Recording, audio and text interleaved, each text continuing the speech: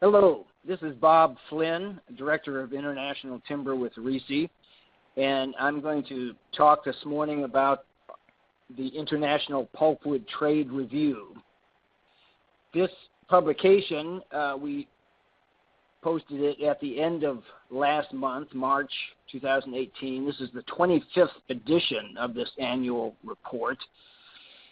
In addition to this big 300-page report that comes out once a year, we also send subscribers a monthly Excel file that summarizes the wood chip trade in the Asia-Pacific region, specifically the markets of China, Japan, South Korea, Taiwan, and India. This monthly summary includes both volumes and prices by market and by source country. The annual report that was just published in March has very detailed profiles of all the significant wood chip suppliers around the world. And when I say suppliers, I'm not talking about some broker with an office that will be happy to sell you chips. I'm talking about the companies that are actually producing and loading and exporting the wood chips themselves, the actual suppliers.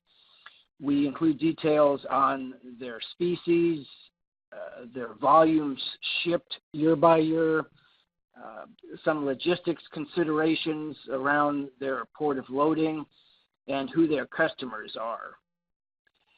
In addition, we provide a detailed analysis of each significant market country, looking at both volume and pricing trends for wood chips.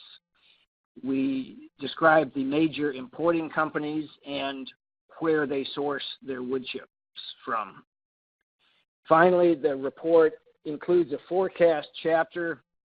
We're looking ahead at 2000. In this case, we project the market for this year, 2018, and then 5-year forecast, 2022. Looking both at hardwood and softwood chips, both supply and demand.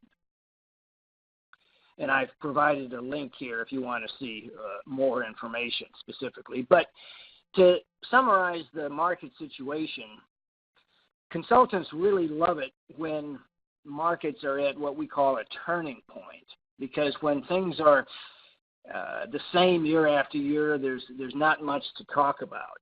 And in the case of the Asian wood chip markets, we can say that this year does indeed mark somewhat of a turning point. From 2010 through 2016, for 7 years in a row, the volume of wood chips imported in the Asian markets increased, each year setting a record volume year after year. And we had anticipated 2017 would be a small increase. But a number of shipments late in the year were delayed.